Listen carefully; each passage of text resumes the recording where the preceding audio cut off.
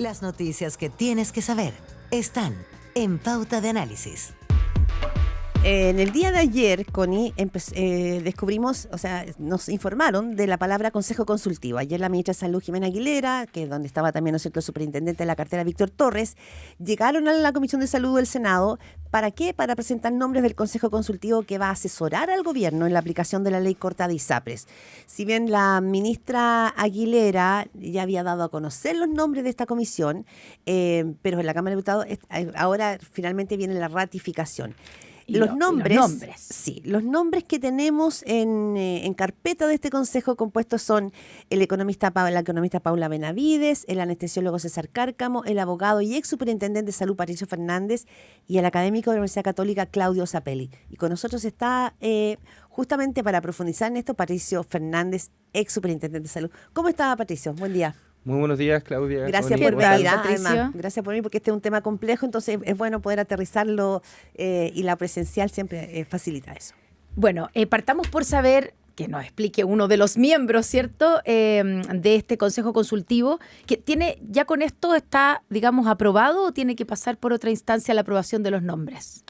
Entiendo que los nombres ya están aprobados, fueron propuestos por el presidente de la República, fueron ratificados por el Congreso, por la Cámara de Diputados, por el Senado, por lo tanto, los 4 miembros están listos, designados, claro. Ahora falta un quinto miembro que una vez hecho este proceso lo va a nombrar directamente el presidente de la República, que sería el quinto integrante, digamos, de este Consejo. ¿Y cuándo empiezan a trabajar? Hay un plazo que tiene el superintendente de salud que son 10 días después de que se nombra el último integrante. Hay una convocatoria que tiene que hacer en este caso y estamos a la espera de eso y ver las normas de funcionamiento. Para poder entender, Patricio Fernández, sí, esta discusión sobre la ley corta de ISAPRES, sobre el fallo de la Corte Suprema, lleva tanto rato, ha significado, ¿no es cierto?, tanta discusión en el Congreso y a nivel nacional, que yo me pregunto cuánto de esto la ciudadanía lo está entendiendo y cuánto de esto los usuarios de ISAPRES están logrando seguir la pista, porque esta pista ha tenido, ¿no es cierto?, distintos cursos de acción. ¿Qué es lo que va a hacer este Consejo Consultivo? ¿Va a ayudar como a precisar y a aterrizar el acuerdo político del Congreso? ¿Con qué consideraciones? Porque ya había habido una comisión de expertos también para ver este tema. Bueno, en realidad se discutió bastante respecto a la naturaleza de este consejo, porque finalmente cuando las reglas están dadas por una norma y por la ley, hay que ver cuál es el rol que asume un consejo de este tipo.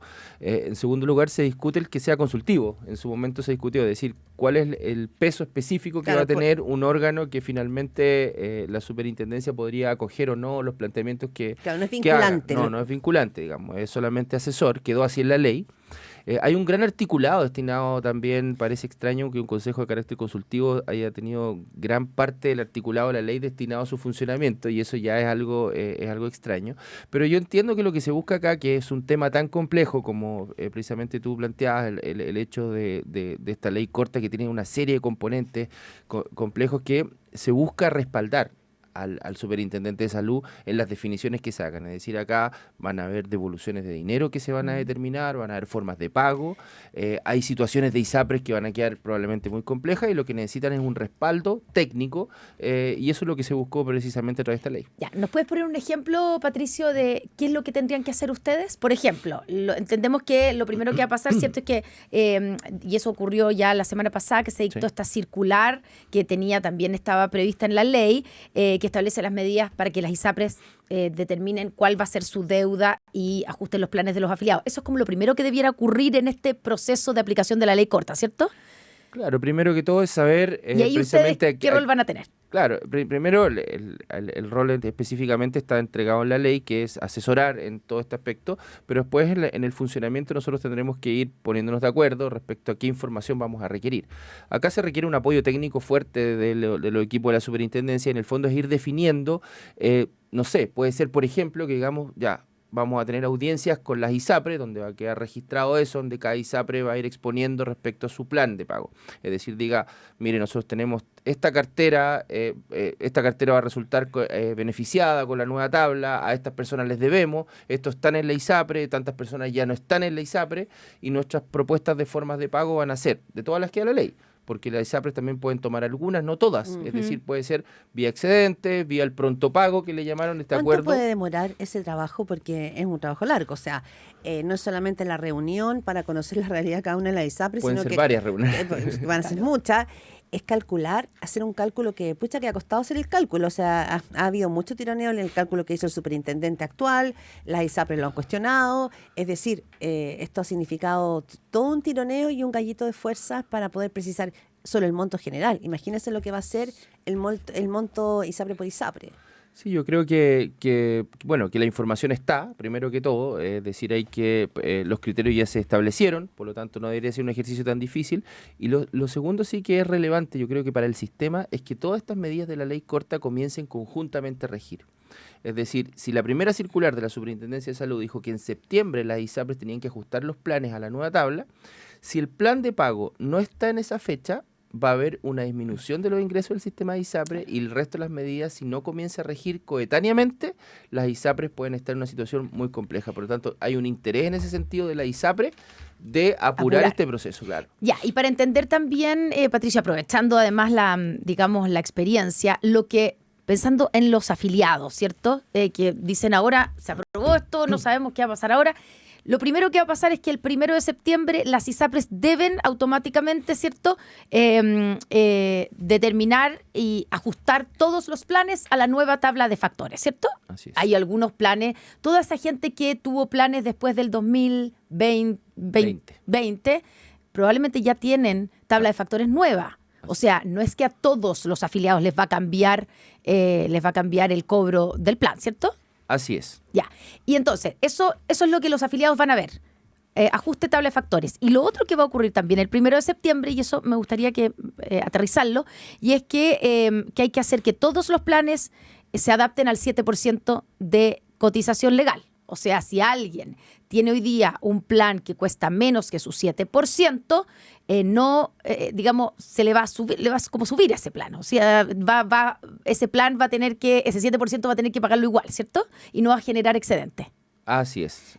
Efectivamente, con la salvedad de que la ISAPRE dentro de un plazo le tiene que dar un plazo a la persona para que tome la decisión si migra a otro plan también similar. Es decir, le mantiene el plan, le sube el precio, también le puede incorporar nuevos beneficios, porque eso es lo que plantea la ley, porque en el fondo va a haber un precio superior, o bien también le tiene que dar la oportunidad de que la persona tome alguno de los otros planes disponibles. ¿Y podemos saber a cuánta gente le va, a esta altura, hacer un cálculo, a cuánta gente le va a subir el plan?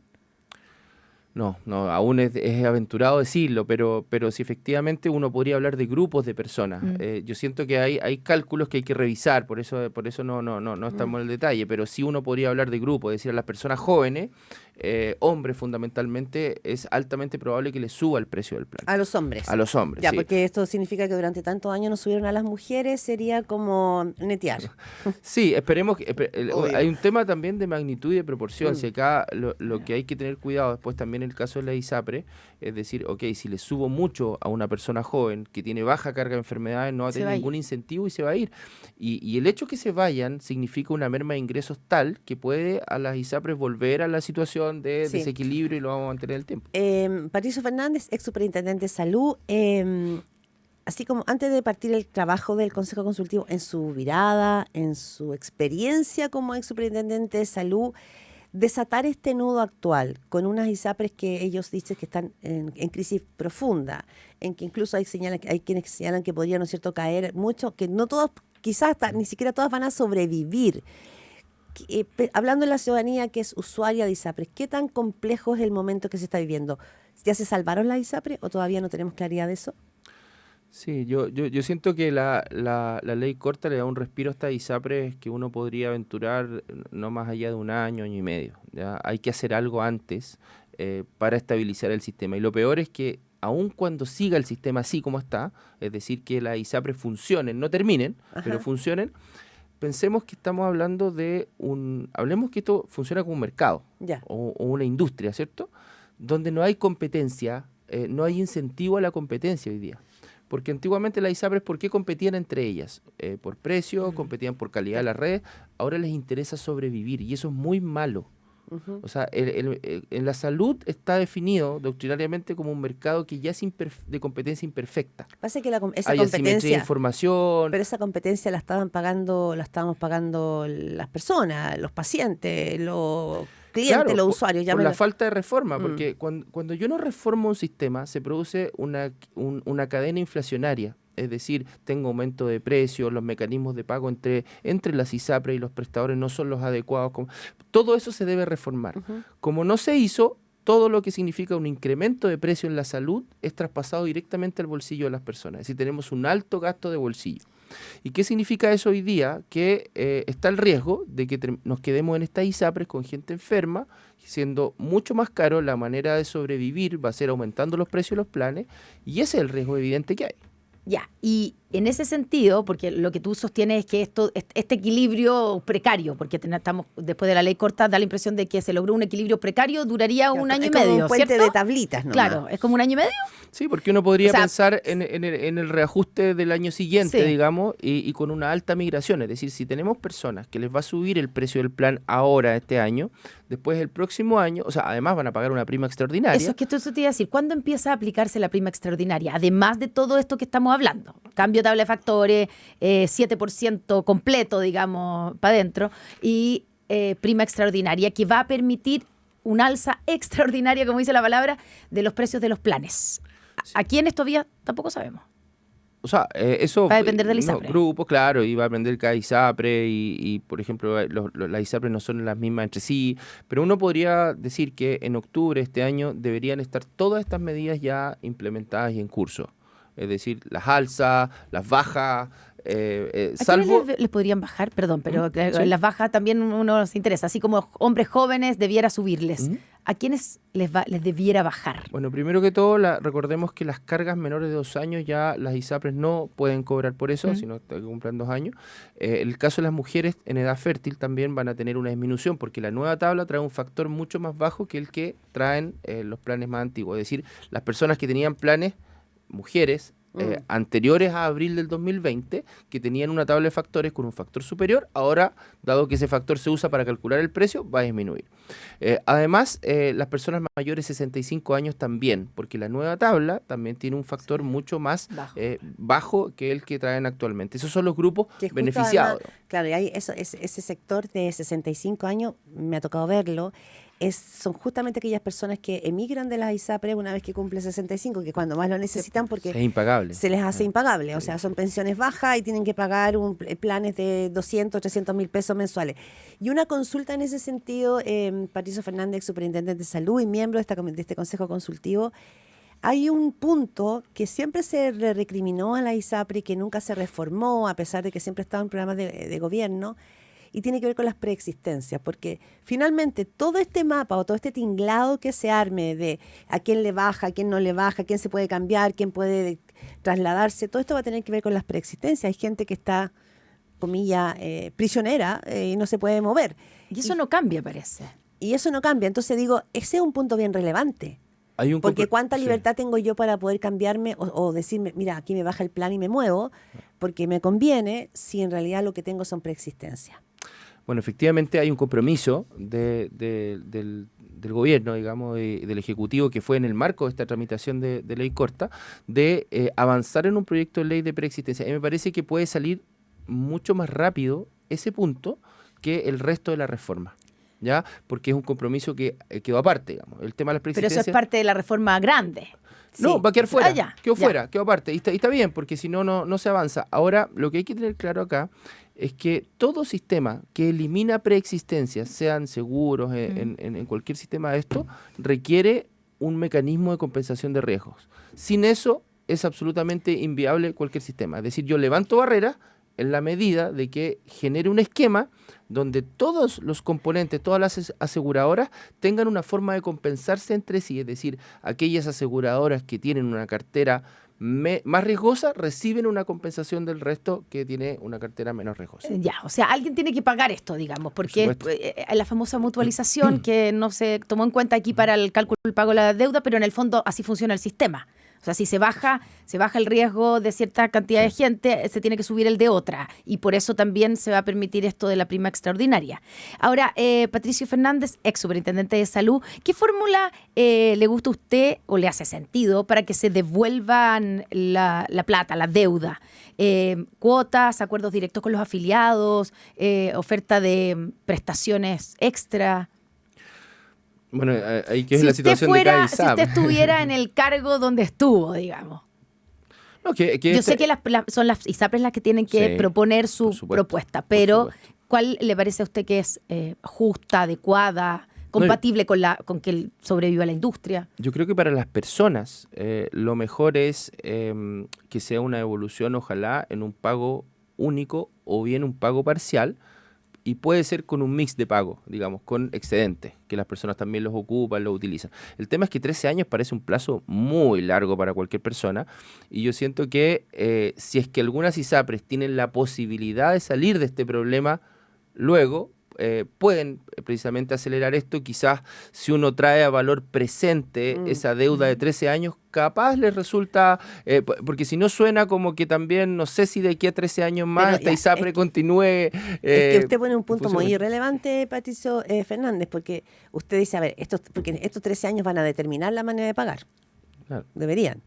Pero 13 años también es lo que se negoció. ¿Usted cree que deberían ser menos de 13 años para que finalmente sea efectivo y aquí también queden de alguna manera todos un poquito contentos? Sí, a mí me gustaría pensar que el plazo de 13 años es un plazo máximo, digamos. Es decir que... No el total. No, claro, no el total. Y yo siento que hay algunas ISAPRES que dependiendo cómo venga la estabilidad futuro o bien quieran solucionar este problema, porque recordemos que mientras mantengan deuda tampoco van a poder hacer retiro de utilidades. Claro. Entonces hay un ellos tema tienen un también. incentivo para apurar el pago de esa deuda. Por supuesto, claro, y además pueden haber grupos de personas que quizás ellos puedan solucionar ese tema, quizás 5 años también para personas de más de 65 años también suena un plazo también excesivo. Yo siento que hay una oportunidad ahí también de ir viendo, siento que a veces las ISAPRES también han sido bastante catastróficas en sus análisis y proyecciones, porque efectivamente como no tenemos una línea clara, un norte claro, yo entiendo también eso, porque por un lado, si no se sabe cuándo vamos a tener reforma, qué reformas, qué se va a reformar, entonces es difícil. Cualquier persona que quiera proyectar cualquier cosa, un negocio, claro. no sabe, porque finalmente no sabes qué vamos a terminar, vamos a ser seguros, vamos a seguir como estamos, o sea, esas reglas claras son las que como país no hemos podido darnos y que genera incertidumbre en todo. Y a mi pero juicio lo que eso es es lo claro es que las ISAPRES no van a poder seguir con el mismo diseño y modelo que tenían. Eso ya es claro. ¿O no es tan claro? Que para mí no es tan claro porque depende de qué entendamos por eso, porque por ejemplo si uno se mueve a un sistema o mantenemos el sistema mixto que tenemos, que pareciera ser que la mayoría lo quiere mantener, hay que hacer algo con el sistema mixto. Efectivamente hay que eliminar las discriminaciones, hay que avanzar en mayor transparencia, estandarización de planes, esquema de compensación de riesgo, potenciar el GES, etcétera. Pero por otro lado tenemos un problemón en el sistema público de salud, si eso es innegable, o sea, tenemos piense usted que la cotización de las personas solamente financia el 25% del presupuesto total público. Es decir, ahí tenemos un tremendo... agujero. Claro. Y gestión, ausentismo en los funcionarios. Es decir, nosotros tenemos que preocuparnos hoy día de solucionar el tema sistémicamente y creo que hay harto que hacer en el privado, pero hay muchísimo más que hacer en el público. Ya, y entonces en este esquema, claro, porque en el fondo para poder transitar a una especie de sistema integrado, ¿cierto? Como se plantea que podría ser, hay que reforzar FONASA y reforzar el sistema de atención de los prestadores públicos. Pero quiero preguntarle, en el caso de las ISAPRE, si es que usted decía que han sido mega fatalistas, pero con este esquema que está ahora, que no sabemos todavía qué va a pasar a largo plazo, pero como está ahora, ¿debieran sobrevivir todas las ISAPRES o podríamos ver la quiebra de alguna? Yo creo que el gran fenómeno va a estar cuando se materialicen estas alzas, y es algo que es impronosticable, pero sí se puede presumir, es la salida de personas y el menor incentivo de incorporarse a ISAPRE.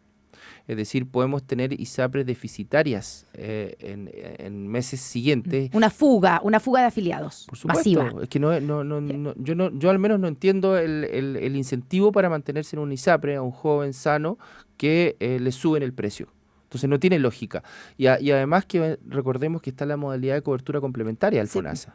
Y además hay una proliferación de los seguros complementarios importante. Y los jóvenes tienen acceso a esos seguros. Es decir, las personas complicadas siguen siendo las personas enfermas que no tienen acceso, pero la modalidad de cobertura complementaria sí le va a dar una salida a un grupo importante de personas.